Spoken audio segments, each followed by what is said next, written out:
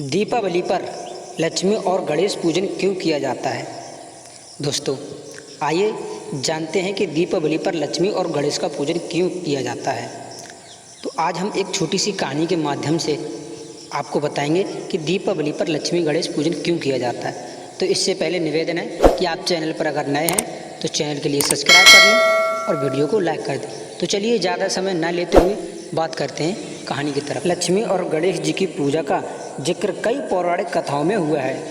एक समय की बात है जब किसी बैरागी साधु को राजाओं की तरह सुख भोगने की लालसा होने लगी, इसलिए वह लक्ष्मी जी की आराधना करने लगता है।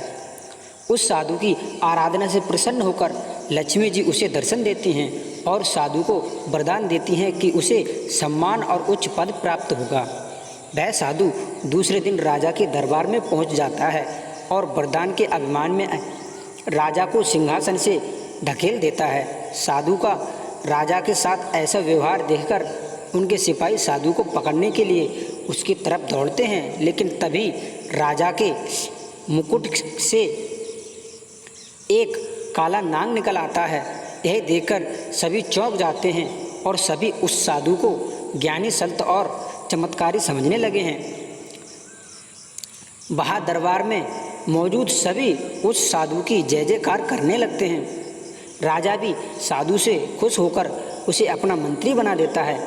साधु के मंत्री बनने पर राजा उसे निवास के लिए एक महल देता है, जहाँ पर वह शान के साथ रहने लगता है। कुछ समय बाद एक दिन साधु राजा के हाथ पकड़कर उसे दरबार से खींचते हुए बाहर ले जाता है। यह देखकर उसके दरबारी भी पीछे पीछे भागने लगते हैं।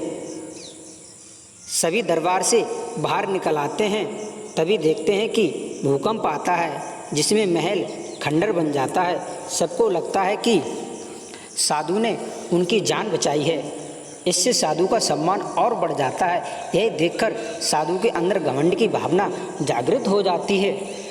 इसको कुछ दिनों के बाद एक सुबह साधु राजमहल में घूम रहा था, तभी उसकी नज़र गणेश जी की मूर्ति पर पड़ती है।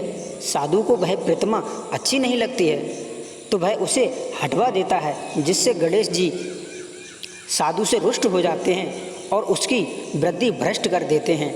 इस कारण वह हर काम उल्टा पुल्टा करने लगता है। इससे राजा साधु से क्रोधित होकर उसे कैद खाने में डलवा देता है। साधु कैद खाने में ही फिर से लक्ष्मी जी की पूजा आराधना करने लगता है।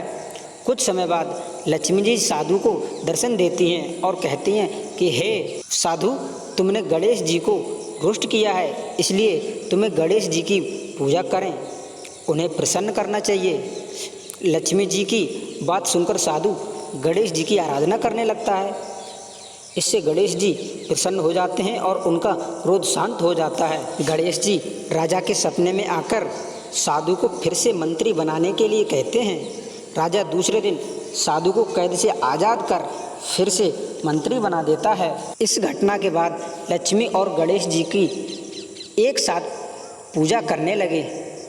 लक्ष्मी जी धन की देवी हैं, तो गणेश जी वृद्धि को संयम में रखने वाले।